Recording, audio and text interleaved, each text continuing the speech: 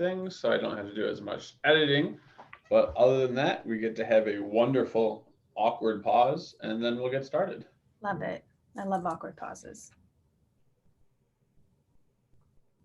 All right, welcome to the podcast. Thank you for having me. Super appreciate that. Absolutely. We'll get started where everyone else does. As far as childhood memories to about elementary school, what were you getting into as a kid? Ooh, that is a good question. You're going to hit me with that first thing? Right away. Oh my. Okay.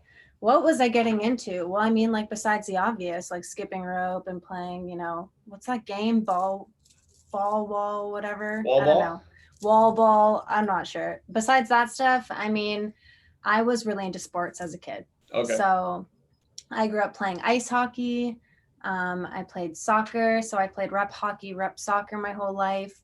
And other than that, like, honestly, I spent a lot of time with my friends. Like, I was never in the house. I was that kid that was roaming the streets. Like, oh, there's Rax again with her, one rollerblade and her hockey sticks rolling down the streets. So that was kind of me as a kid. And yeah, that's kind of what I remember from elementary school. It was, besides how deep are we getting here? We got time. We got to figure out what made you, we got to figure out how you became you.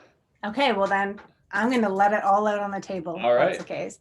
So, yeah, I mean, as a kid in elementary school, like I never really felt like I fit in anywhere, truly. Mm-hmm. And, I was always on the outskirts of everything. I was quite quiet for the most part. And I, like a lot of other kids in elementary school, I was pretty heavily bullied, Mm-hmm. Like I had my gym clothes flushed down the toilet. I was pushed around at Christmas. Like, where were you going to school? I said pushed around at Christmas. No, I'm saying, where are you going to school that your gym clothes are getting flushed down the toilet? Oh, just your average public school in Canada. So yeah, I mean, it wasn't ideal, right? And so those years were so tough, and they stayed with me for a long time, man. Yeah.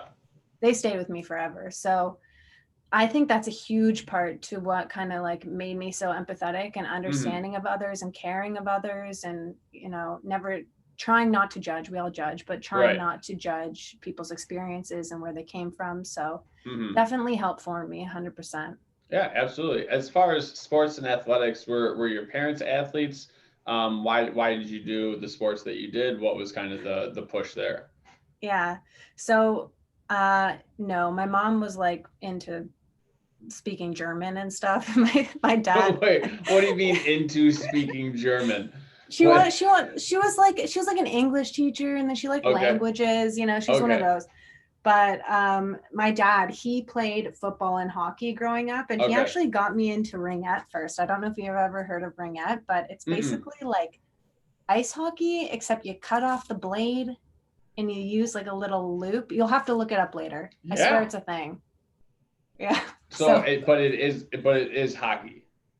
It's not okay. It's on ice, but it's like a different game. Okay. So my dad got me into that at a young age. And honestly, I didn't even want to go on the ice at first. I was like, screw this. I'm out. Like, this is not for me at all. And then for some reason I grew to love it. And yeah, that's kind of, my dad got me into playing sports. So what is it a, I don't even, what is the game? Ringette? That's what it is? Yeah, ringette. Are there goals? Are there hoops? What's the task at hand?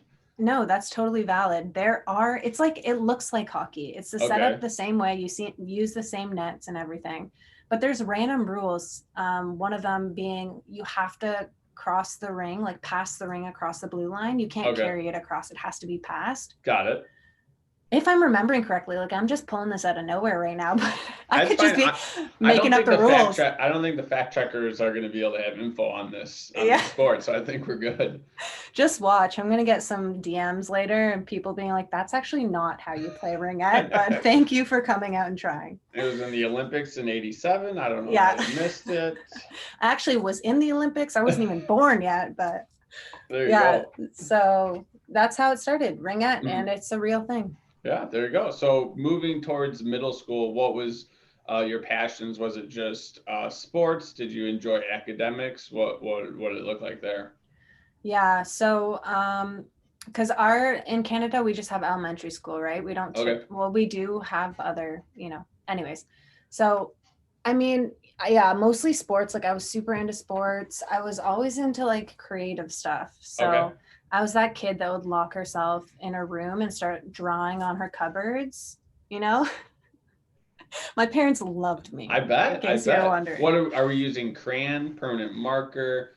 What are we using? Anything? Oh, full out permanent marker. Yeah. Perfect. Just going all the way in. Got it. The only way we're covering that up is with some paint. So that's kind of the direction that I took with it. And yeah, so I was always really creative. Like I loved doing scrapbooking. I loved arts and crafts. I was a camp kid too. I spent all my years at camp. So like super high energy, super, singing songs all day. And then I became a camp counselor. So I was always kind of into that, like creative, like singing, dancing. Okay. So what did camp look like for you guys? Was it just more games and stuff like that, or was it hiking? Was it camping? What did camp look like for you? So as a camper there, it was actually, I went to a number of camps, but the one that I spent like 12 years at as a camper was a hockey camp, but it was an all around activity camp, right? Okay. So they were drill sergeants. I don't think this is legal nowadays, the kind of stuff that they did to us.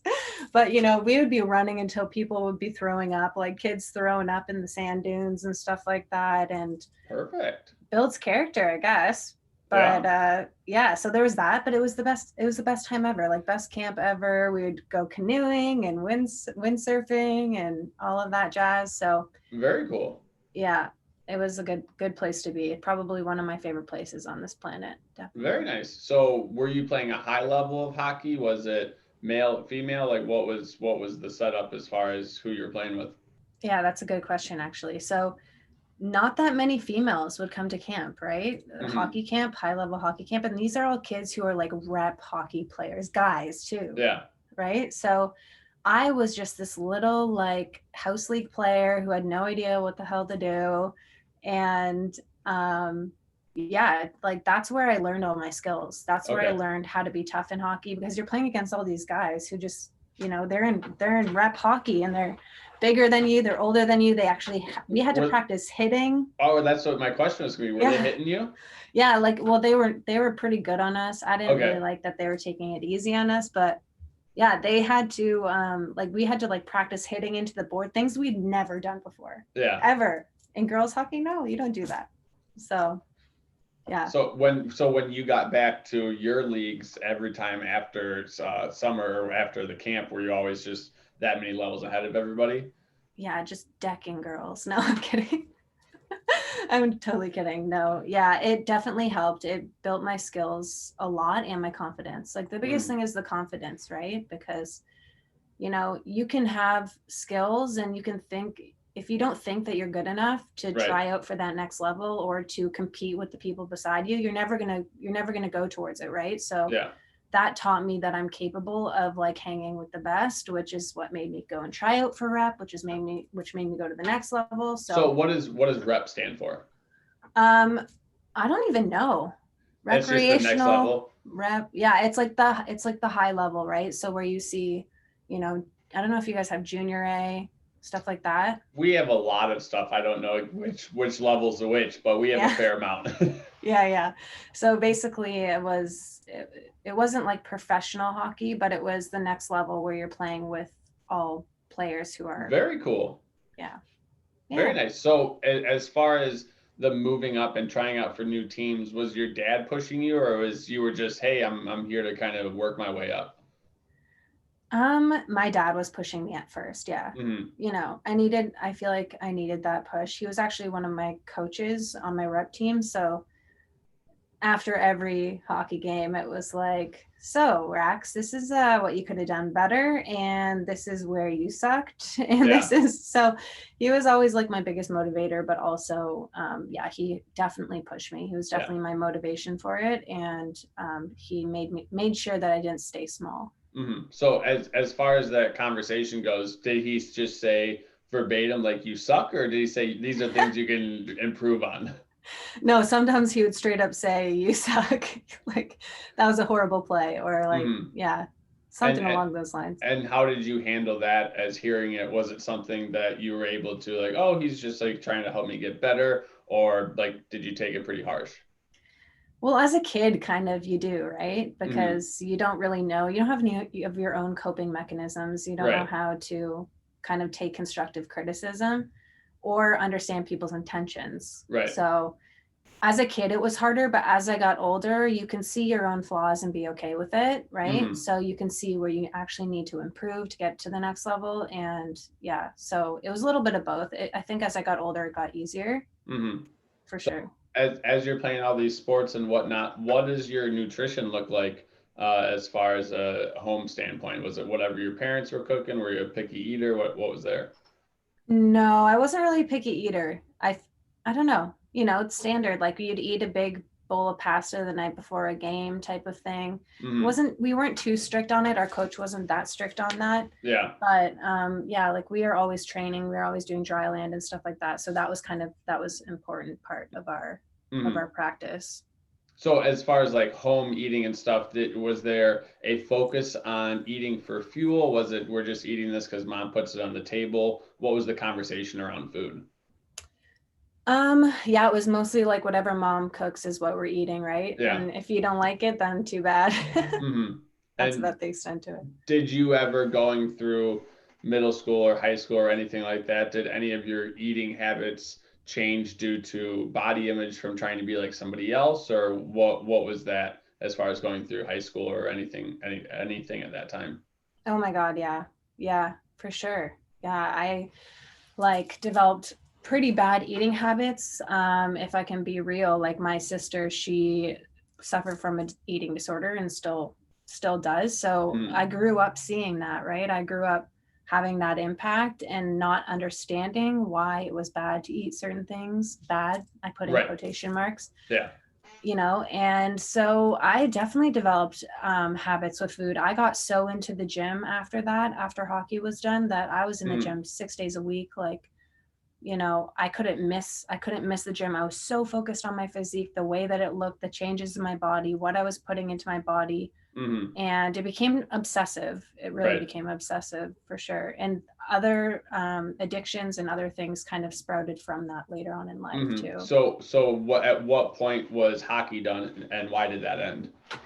It was done at 17, and then I went to university and I decided, you know, like it's not for me. I don't feel like going to play university hockey. Yeah. And I think a part of it was partially because I was holding myself back, not thinking that I would be good enough. Okay.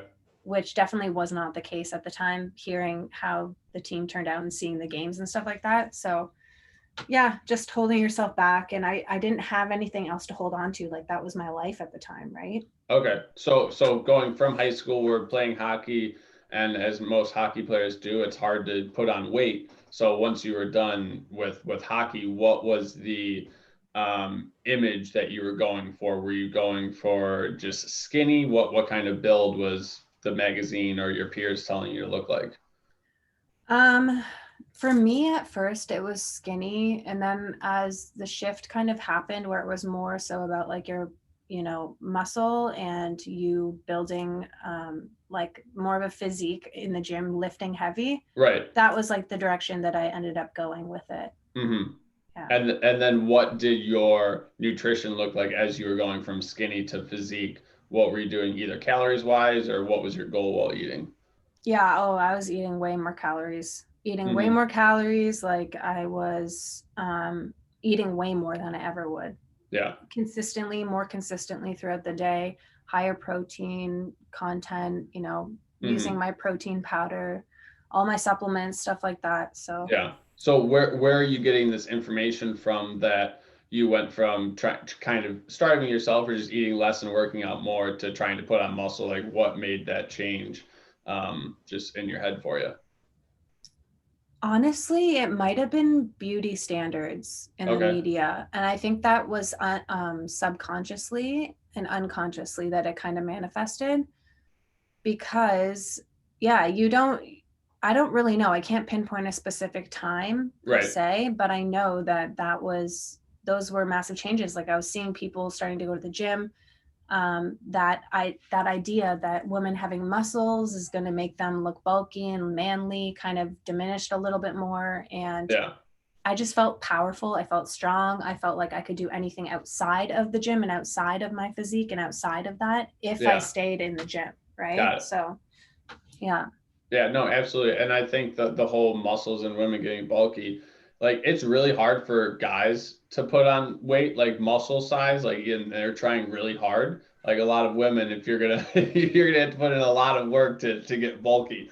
Oh, yeah, for So sure. how many calories do you think you went from eating from at your like lowest to kind of the higher end? Just so women that are listening, because I feel like women, whenever they're trying to get healthy or lose weight, they're just cutting dramatic calories. What is your kind of look like there?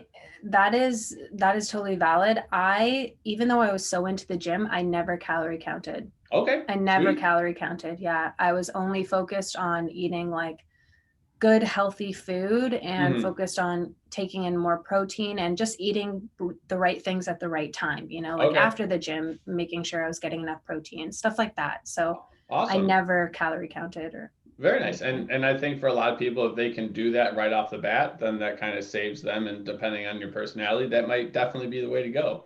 Yeah, for sure. As far as eating, so did you have to eat more white rice, eat more, like how were you putting in more protein to your days? I ate a lot of chicken. Yeah. I ate a lot of chicken. Way too much chicken, honestly. Chicken, like beans and stuff like that, lentils and, cottage cheese, just like finding any time an excuse to put Right. protein into my diet, Yeah. essentially. So definitely not starving ourselves. So that's a No, good that's a good definitely thing. not. Definitely not. Yeah. So as far as school goes, then what brought you to the school you went to? Like what was your path looking like at that point? School. So, I mean, honestly, okay, I went to a university for 30 days and then Okay. I dropped out. Okay. So I You did was the far 30-day away. trial. Yeah, 30-day trial, like spend so much money for 30 days. I just partied the whole time, if I'm being completely real with Yeah. you. It was not in line with who I am now or anything like that, but it was not good. I didn't feel at home there. I felt like everything was very disconnected. So I ended up going home. I took a year off. I just snowboarded and worked for the entire year. And then basically after that, I went to a new school because I walked around the campus and I felt like I was at Disney World and I was Yeah. like, all right, I'm home. So That's fun. So what did work look like in snowboarding? Have you always been an avid snowboarder or what was the move there?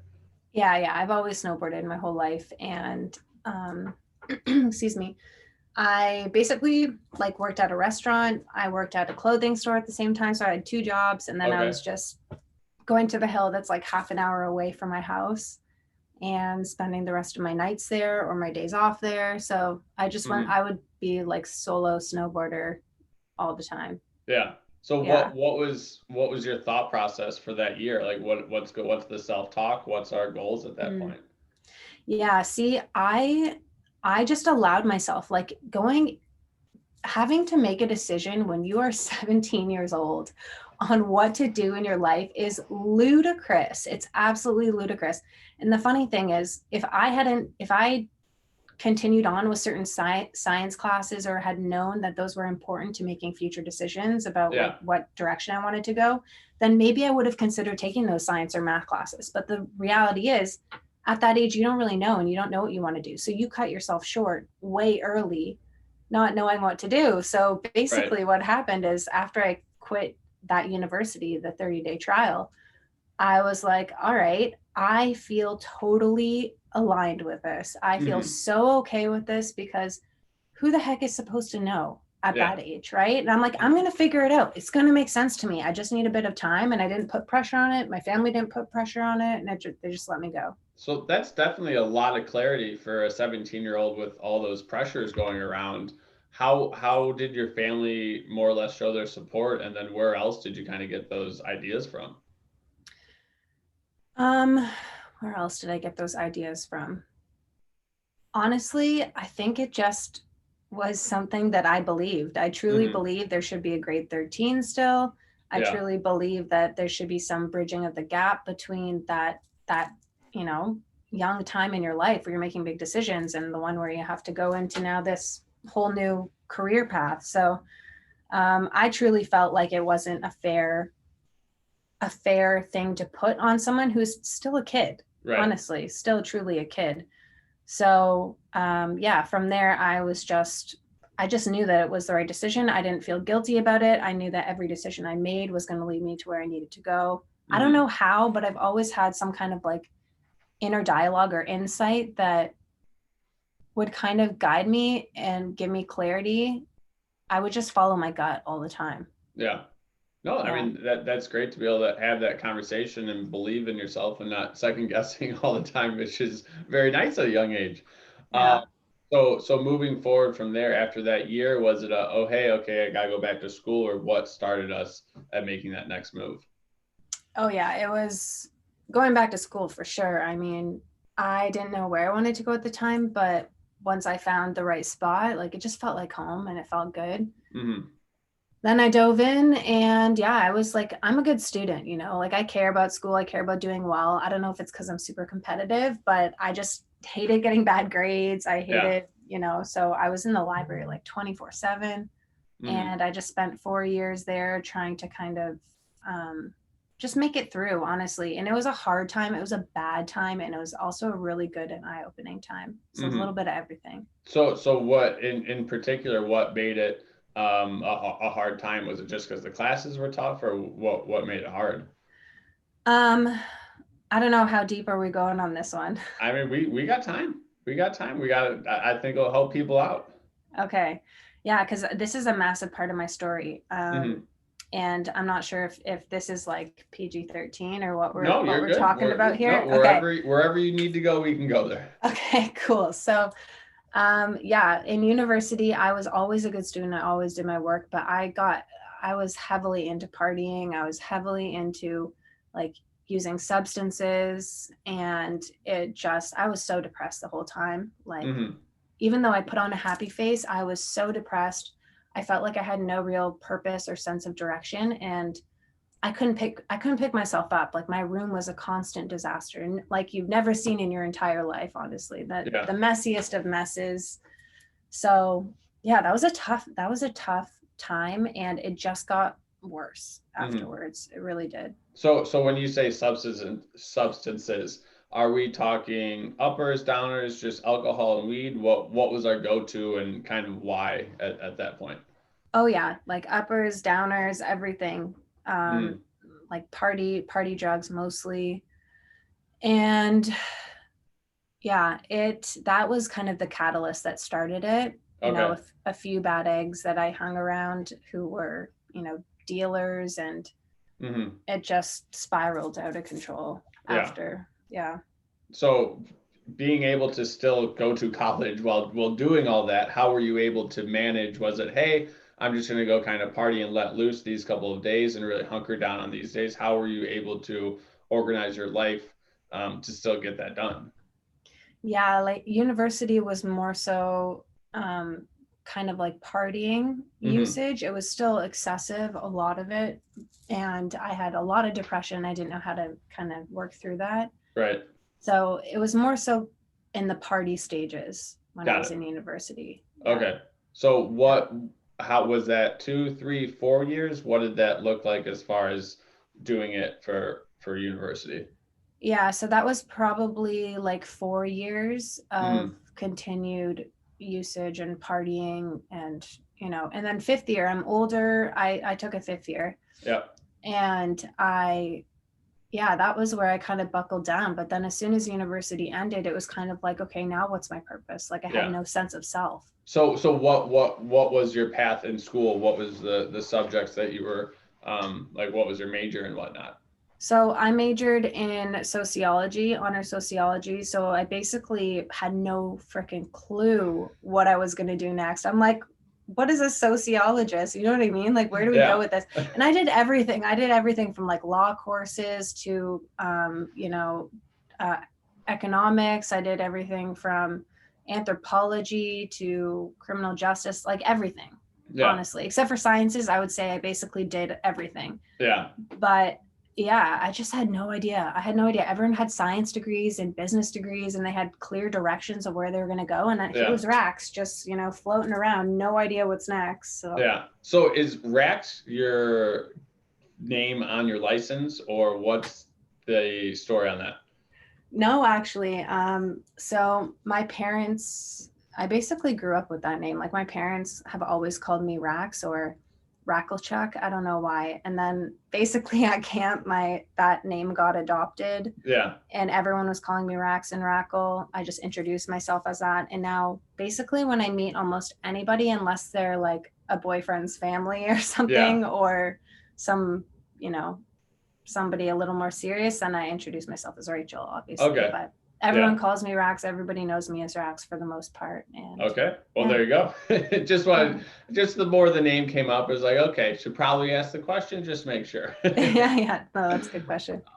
So when we're graduating, what are our professors telling us? Did we do any internships? What are we thinking after school? So no, I was not actually that engaged in school, like extracurriculars. Mm-hmm. I was very engaged in my own studies, but I never did any extracurriculars. I didn't do any internships, nothing like that. So yeah, that just reinforced me feeling like I had even less of a purpose coming out of school. So I really had no idea. I'm a huge traveler, and my fourth year, I forgot about this. My fourth year, I went and did school in Australia for a semester. Well, that's no small trip. How long is that flight? Oh God, like I don't even know. Maybe 30 hours or something. I'm not sure. I can't remember. Rough. Yeah, it's a long time. But so that reinforced like, okay, I know that traveling is something that I need to have in my life. And I've always known that from a young age. I've always known that was one of my passions and something I wanted to do. So what about traveling do you enjoy? Oh my God, everything. I love being in a new place. I'm so impacted by my surroundings. Mm-hmm. Like I just feed off of them or I crumble from them. So like even now I'm in a 14-day quarantine because I travel a lot just because of my work allows me to travel a lot. Right. But I'm stuck inside and I am dying in here, like get me out now. Yeah. So travel is everything to me. Travel is one of the reasons why I started my business. Mm-hmm. So for those that don't travel, and I would say predominantly the people in the U.S., just because I know more people in the U.S. than not. A lot of people in the U.S. we don't travel too much. I've been lucky enough to travel a fair amount because my grandparents and parents made it a priority. But why would you say traveling is so important and has such an impact on your life? Well, think about how small your little bubble is of people that you know, right? And the experiences that you get to have. When you go somewhere else, you are taken completely out of your comfort zone where, nothing is familiar to you. You don't know anyone, nothing's familiar. You're kind of just hoping that nothing goes wrong, and things always go wrong. So you have to kind of figure it out as you go, right? Yeah. But you're seeing other cultures, you're having to respect other cultures, you're having to, like travel paths that you've never gone before. And it just builds your character. It makes you confident in those things that you've never done. And that knowing that you'll be able to figure other things out in your life, right? Because you have those new experiences to go off of.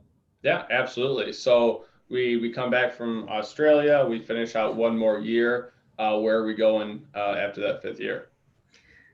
Oh boy, where did I go? I think I just floated. Those were the years that were tough. Those were tough years. That's where I got heavy into addiction. I had no purpose, and everything in my life revolved around having no purpose or feeling like I had no purpose. And this is a major, major part of my story because those years were absolutely transformative and turned me into the person that I am. Honestly, if I didn't go through all those struggles, I wouldn't be where I am. I wouldn't have the clarity that I do. I wouldn't feel as confident in myself. I wouldn't be able to get through any tough experiences. Like this is the toughest. If I can get through that, I can get through anything. Right. So yeah, it led to a bunch of years of just not good. not good at all. So if you want to, you can go a little bit deeper on that. Were we living at home? Were we living with a bunch of random people? What did floating around look like for you? Yeah, so I was living at home. I have lived so many different places. I don't know. I've never kind of just been in one spot for very long, but I spent, I went to various different jobs. I couldn't handle those jobs. I would just cry every day before going to work. I hated it. I hated being under somebody else's wing. Yeah. I would end up in different cities and not know how I got there. Okay. I'd end up in random people's houses. I'd end up in establishments that you don't necessarily want to be going to all the time. Yeah. I spent time with people who were manipulative, who were scary, very scary people. And that was just my life at the time. And I felt so much guilt and shame about it. There was rare times where I felt, yeah, like this is fun. It was like, no, I don't want to be doing this anymore. And then I would do it again. So what did a day look like in kind of that realm? Was it I woke up, went to work, and then just your whole day was kind of leading up to the night or the weekend, or what was the mindset at that point? Honestly, it depends on what year we're talking about, because I've lived in so many different places. At one point I lived with a boyfriend in an apartment building right across from a really big dive bar, which is where I worked. Okay. And I would work all day and all night, and then I would go out at night. And if I worked the next day, I would not sleep and I would just go right to work. Or how'd you stay awake? Red Bulls, lots of Red Bulls, and other substances. So It was not a good time. It was not a good time. Definitely not. No. For sure. So I think I've smoked weed out of an apple once, so I'm not too familiar with substances. Just because at a younger age I got addicted to gambling. I'm like, probably other things are more addicted to gambling. I'm not even going to try them. Yeah, that's probably for the best. Yeah, definitely, probably a good move. So what are we kind of looking at that point? We're just kind of working to party, and where are we going from there? Yeah, it all just tied back into that purposelessness, honestly, because I just would work and then I felt like there was nothing else for me, and I would go out and go out and go out again, and it would just keep happening. So there was no sense of direction. Because I felt like there was no future, really, I allowed myself to fall into that trap of believing that there was nothing else out there for me, or I would never find it. And I was that person that I probably spent 6 years online, like how to find jobs online, what kind of jobs are for this type of person, like personality tests after personality test, like doing everything possible to find a purpose. I just wanted to find it so bad. So what did that self-talk look like? Obviously you're saying some of those things, but what was that internal conversation that you were having with yourself on the daily? Honestly, it depends on what stage we're talking about. Like in the heavy active addiction, it was like just horrible self-talk, like you're worthless, there's no direction for you, you're never going to figure it out. Everybody else has it figured out and you're not going to figure it out. And then some days I would end up on the floor staring at the ceiling, bawling my eyes out. Like it really depended on the day, but I can tell you that self-talk was never good. It was never positive and uplifting. Maybe I would get a glimpse of it once in a while and it would go away just as fast. So if you were to kind of look at yourself through a window or whatever back at that point, what do you think you would have needed to hear? What would you be telling yourself at that point? That's a great question. Honestly, just to hold on, like hold on, it's coming, and be patient, but don't give up. Like keep on choosing the hard thing. Keep on choosing the thing that doesn't come so naturally to you. It's going to get you out of your comfort zone and make you to choose things that you would never choose before that are going to help you. So I would definitely say that. For sure. So what did those things end up becoming? At what point did the either addiction end or subside? What was those couple of days, weeks, or months like when the change started to happen? Well, I actually broke down really bad and I was sent to rehab. So I was sent to rehab for 4 months. It was an inpatient rehab. I lived Okay. with a bunch of other people for 4 months, honestly, in a whole other world. Like, you forget that the outside world even exists in here because it's just, yeah, that experience changed my life. Like, if I was going to get something tattooed on me and it was going to be a coordinate, it would be the coordinates of that place. I swear to God. Yeah. So Yeah. when you are getting admitted, Yeah. either way, what One of those. yeah, one of those. What were you being told? Were you going willfully? What was what got you there? Okay. I got a funny story. I'm not going to tell it all because it's a long story. All right, we still got 25 minutes. Yeah. So I'll tell you this short and sweet, but this actual story took me 2 hours to tell. I'm gonna cut it off for you. So basically what happened is I thought, okay, it was willingly. I went willingly. I needed help. I needed to get out of this. I knew that. And the first place that I actually went to was an outdoor rehab. And I put that in quotations because it was a private facility that was honestly garbage. Like, I can't believe this place even exists. I'm obviously never going to say any names, but I cannot believe that they had the practices that they did. Anyways. Do you want to say anything that rhymes with? I mean, I think that's okay. It rhymes with choke. Okay. We'll let people use the alphabet to their advantage there. Just go through and figure it out. Yeah. So it wasn't good. But I saw it and I'm like, okay, it's great. It's outdoors. It's winter camping. It's freezing cold in the middle of nowhere in Oregon, like middle of nowhere, 60 miles from the nearest road. I'm telling you right now, 60 miles. And we had to be driven in, massive snowstorms, they wouldn't let me get in contact with my parents. And I knew that I had made the wrong decision. Like, when I got there, I had to do the bend, squat, and cough. I'm not even joking. This place was ridiculous. Yeah. I mean, I feel like if you're bringing in contraband, like, you're going to run out after X amount of time. So, I mean, if you're going to put in that much effort, maybe we can let you. Yeah. Right. Yeah. It was, I don't know. It was ridiculous. So, basically, I got there and I realized that this was an absolute disaster and that I didn't want to do it. And the whole thing was just manipulation. The entire time was massive manipulation. And the kids that were there needed reform. Yeah. Like, I didn't need reform because I was so willing. Right. I didn't need someone to pound it into me. I needed somebody to be there and to have therapy and connection, because the opposite of addiction is connection. Okay. So that's not what they were fostering. When they drove me out 60 miles into the middle of nowhere with all these other campers, ice cold outside, we're sleeping in water, it's freezing in the middle of the night. We all had to sleep in the same tent because it was so cold. And it was a disaster. Like, we couldn't go to the bathroom without yelling our name every 3 seconds. We weren't allowed to talk to each other unless there was a counselor present. And might I say that these counselors were not registered addiction therapists. They were simply people who had gone through the program before us. Perfect. Yeah. Blind leading the blind. I like it. Exactly. And this is not a cheap program. So it sounds like Holds took a detour to like Minnesota or something.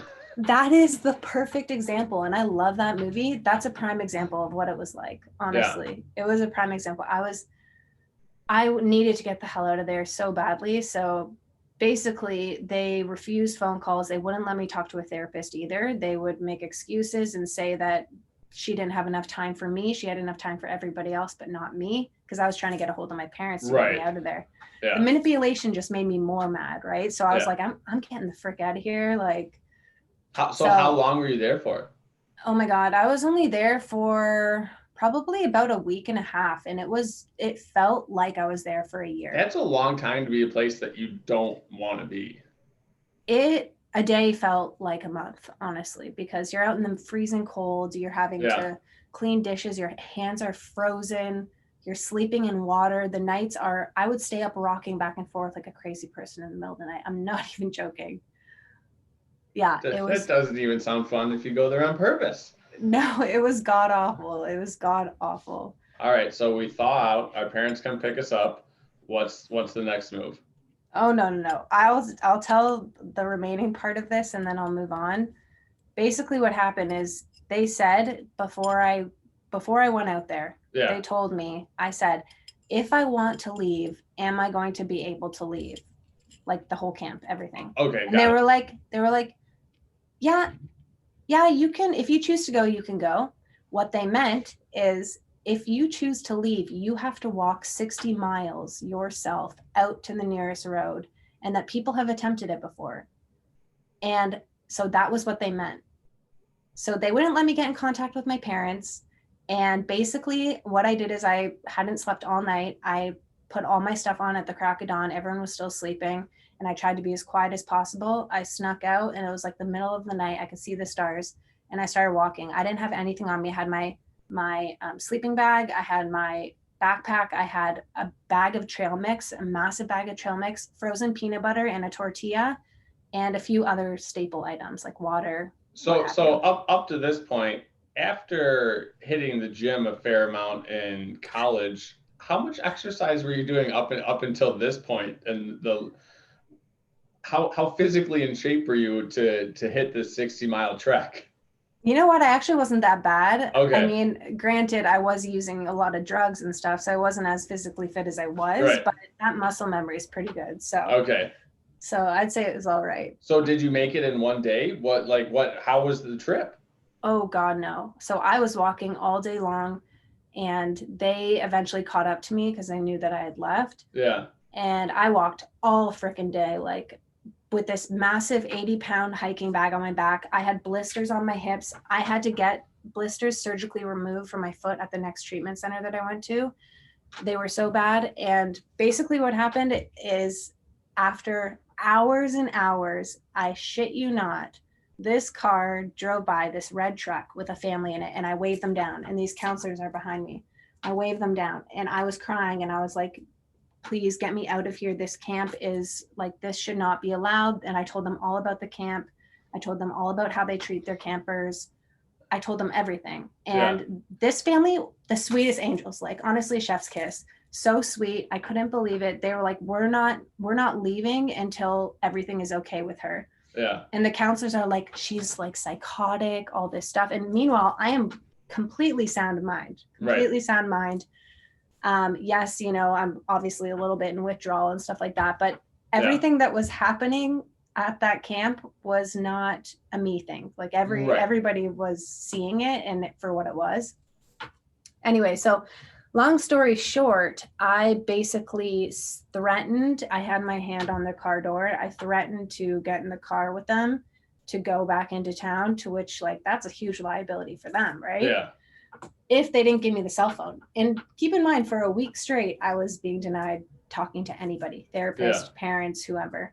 So I basically was like, I'm getting in this car right now, unless you give me your cell phone. So then they gave me their cell phone. I called my parents and I was like, I'm crying on the phone. You have to get me out of here. And I was terrified they weren't going to get me out of there. Yeah. I just had to trust that my mom was actually going to do it. Mm-hmm. And I even asked her later, like, why did you help me? I could have been speaking out of my ass. I could have been, being psychotic, over dramatic, whatever. And she's like, Rachel, I know you very well. And I know that when you were speaking to me, explaining to me, even how hysterical you were very clear about what was happening. Right. You're very clear about how you were trying to handle it and how you were managing it in your mind. And I could tell 100% that you were making a decision based off of, the truth of the matter and not your emotions. So took me everything in me. I had to turn around. I had already walked like maybe 15 miles. And then I had to walk all the way back through the night. Back? Oh yeah. They made me walk all the way back through the night. I was looking at the stars. The only thing that kept me going, I'll never forget this moment in my entire life. Never seen so many stars in my entire life. The only thing that kept me going was seeing the stars. And I was like, I'm just praying to God that my parents get me out of here and I don't have to stay here for another few months out in the cold, freezing my ass off. Like, being So manipulated. so how much longer did you have to stay there for? No, it was only like probably about 3 days after that. I had never gone through such a mental battle, I swear, in my life in those 3 days, though. Just like wondering if they were actually going to get to me, wondering if the counselors were telling the truth. Who could I actually trust? Who could I talk to? It was horrible.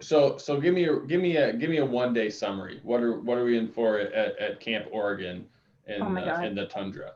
Well, you're waking up in freezing cold water, as I said. So what do you mean by freezing? Like, are they spraying the bottom of your tents with water? Why is there water at the bottom? Because in the morning, everything would start to melt on the ground, right? Oh, no. So you were waking up in water, you were waking up frozen, like your feet would be drenched and you'd have to change your clothes. We would have to like start preparing, get the fire ready and start preparing the food and stuff like that. But keep in mind, we're not allowed to talk. Like, we're only allowed to talk if one of the 3 counselors is around. So what was the punishment if you were talking into the chamber, into the poker? What was the No, I just was sneaky about it. I didn't even know. They would just tell us, come back and say you're not allowed to talk if they saw us talking. So I don't know if there was going to be any sort of punishment or what, but I didn't wait around to hear that. So yeah, and then we didn't get a shower for a whole week. It was gross. It was disgusting. That's not healthy in the first place. Yeah, and you know what? And I'm one of those people, like, I could go days without showering and not care. Yeah. This was completely horrible and unhygienic. Yeah. It was god awful. And then, I mean, the worst part ever, like, this is supposed to be a rehab. Right. And I'm not even allowed to talk to my addictions counselor. I have juveniles basically teaching me. Yeah. Trying to get me to a place where I'm now no longer, suffering with my addiction. Yeah. Yet they are just people who came out of this program. They're not people who are licensed. It should be absolutely illegal. It was ridiculous. So just pretty much just a money grab. Yeah. So you make a fire and then are you guys cooking the food? What are you doing for the other like 16 hours? Yeah, I honestly can't remember. They forced us to hike. They made us hike. And the thing is, I wanted to hike when I first thought about this place. I'm like, that sounds great. I love hiking. I don't mind sleeping in the winter. Like, this sounds like a camping wonderland. And it was beautiful. Don't get me wrong. The snow, the sun off the snow is so nice. But oh my God, it was just environment, not so much for with the people. No. And I'm a tough girl. Like, I'm a tough cookie when it comes to that kind of stuff. And it was just wrong. Like, I would have bruises all over me. I had blisters. They didn't do any care for you at all. Yeah. So. And they're still running today. Oh yeah, I guarantee I could look them up right now, probably. And it rhymes with choke. Yes. But it's not choke. But it's not choke. Yes. Got it. All right. Mm-hmm. If anybody just happens to come upon it, feel free to let me know or tag me in it or whatever. That's fine. So moving on from there, have we withdrawn? Are we like, okay, like that's kind of out of our picture, but I still want to go to another rehab? What was the thought process and move from there? Yeah. So eventually my parents actually got me into another rehab in British Columbia. Okay. So I flew directly from Oregon I just remembered another story. I'm not going to go back and tell it, but it's another horror story. So yeah, they flew me to British Columbia. Need to be a part 2. I know, I wrote it all in my journal. I have to go look back at it. Honestly, I was traumatized for probably like 2 years. Seriously, it was bad. Damn. So yeah, I went to this new rehab and it was amazing. It was like, this is what it's supposed to be, licensed people, very structured. It was focused around your rehabilitation. It was focused on community. It was focused on connection. Whereas the other one, it's like, this can't be called. You guys know nothing about addiction if this is how you're handling it, right? And meanwhile, that was private. This is private as well, but this is way established. It's been around forever, very highly reputable. So I went there and it just changed my life, how I felt about myself. It changed like how I saw the world and how I interacted with other people. It changed everything to do with my past. Like, I got so clear on how everything in my past had kind of influenced, you know, my makeup and how I could get out of it, and strategies, tools. It was just, it was the best decision that I ever made. I mean, not that it was really my decision. Right. But you wanted to do it. It's not like you were being dragged there to do that. Yeah, absolutely. So going through the process, what is your outlook on life? When does your self-talk change? And then what is that internal dialogue looking like as you're moving forward through the program? So coming in, right, you're surrounded by a lot of people having a lot of hard time. Like it's not a pleasant place at first but there's a lot of happiness, and you can see the change in everyone, and it kind of reinforces the change in yourself. So I made tons of amazing friends. Like I'm still friends with people that I met out there. I still know people, you know, tons of people that I met in rehab.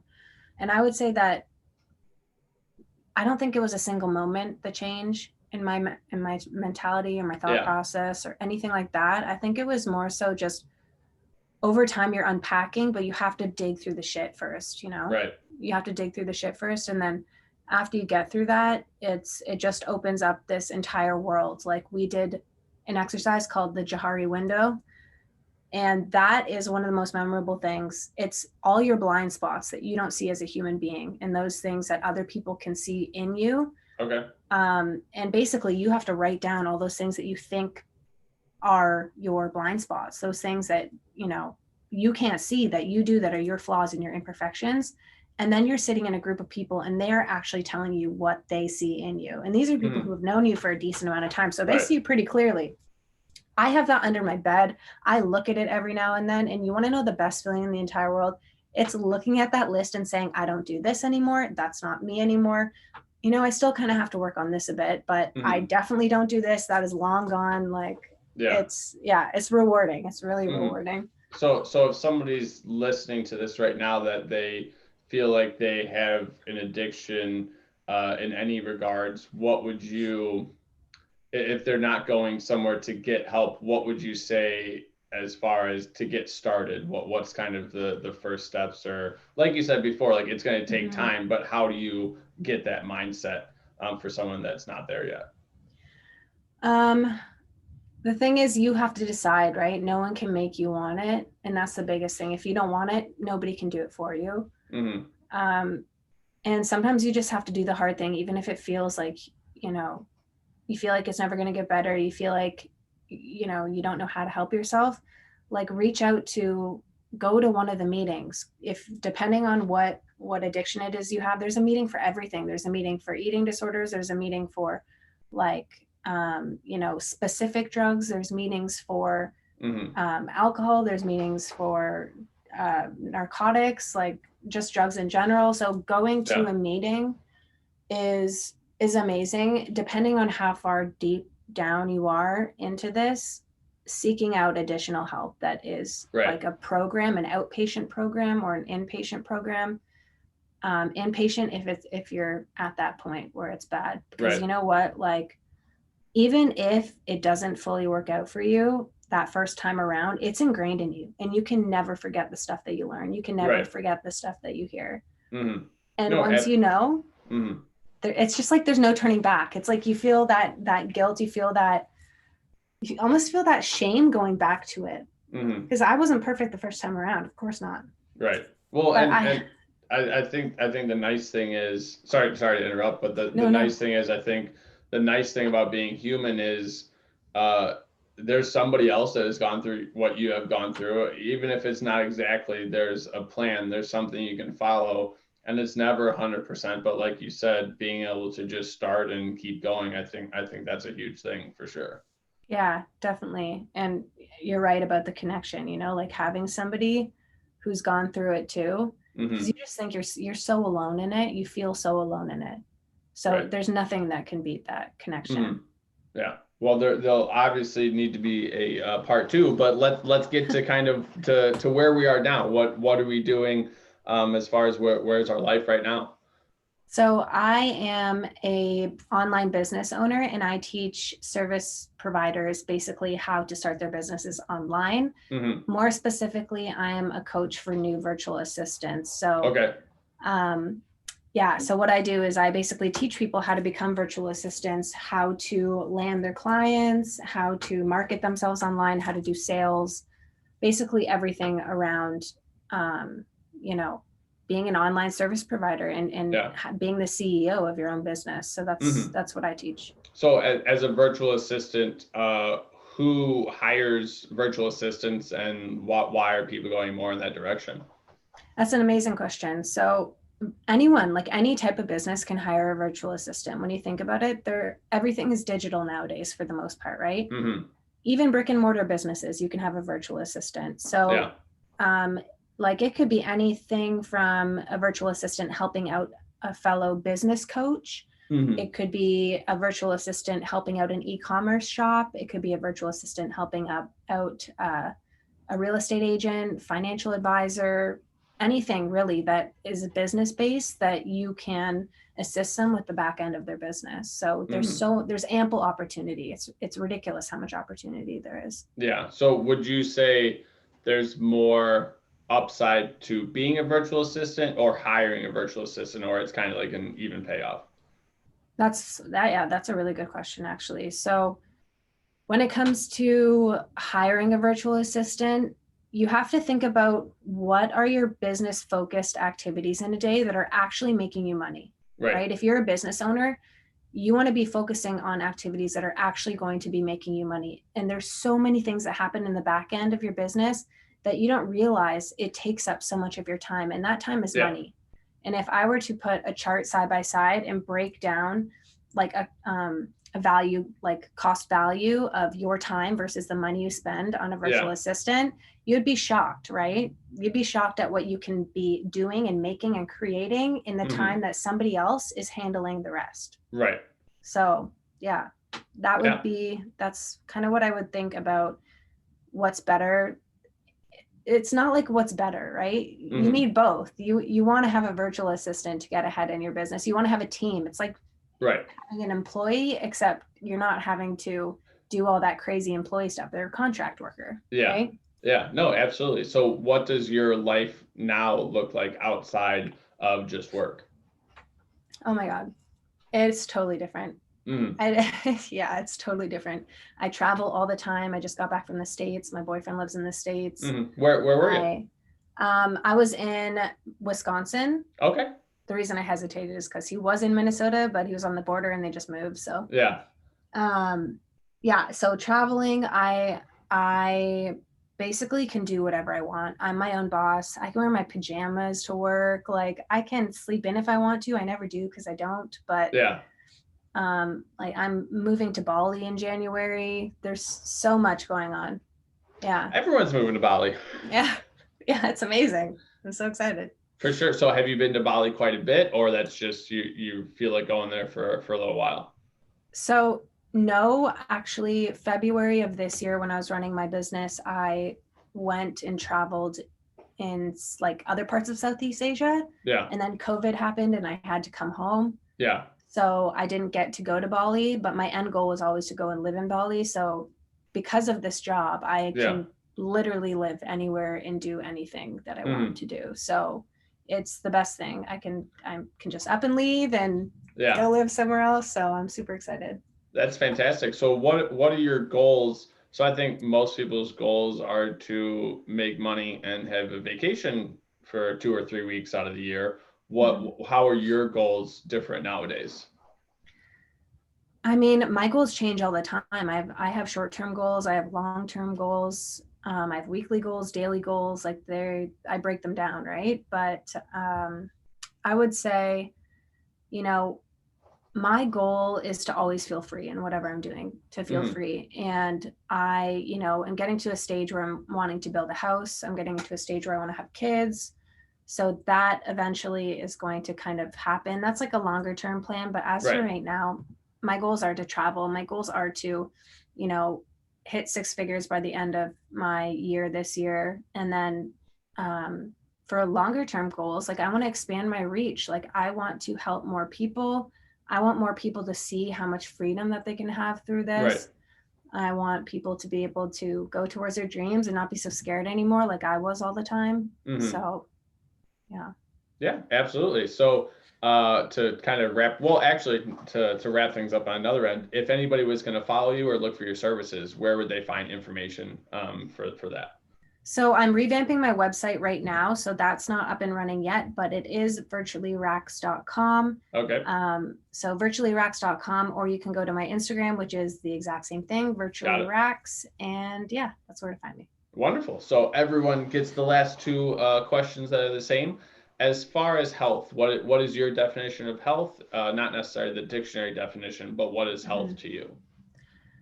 Health to me is balance, because I've always lacked balance in my life. So it's balance and, not always having to eat the healthiest and not always having to eat the worst, just, feeding your body, fueling your body. Health to me is contentment, not happiness. It's just being okay and being okay with being okay. And I would say, health to me is fulfillment. It's spiritual fulfillment. It's feeling okay with yourself. It's feeling good with yourself. Yeah, absolutely. I love that. And then what's something from your life that somebody listening to the podcast would be able to take away as a benefit? Somebody from my life? Well, no, what's something from your life that somebody listening would be able to take away as a benefit for their life? Don't sell yourself short and never settle, honestly. All because right. if I had done that, my life would have looked drastically different if I didn't do the hard thing and, step into a place where the unknown, honestly, take the risk, calculated risks. Well, absolutely. There we are. Thank you very much for coming on the podcast. Thank you so much. I super appreciate that. Absolutely. It's been fun. That was great. Oh my God. I didn't even know what direction you were going with those ones. It's like, whew. I feel like there was definitely a lot of room that could have gone a lot longer, but wanted to respect your time domain. So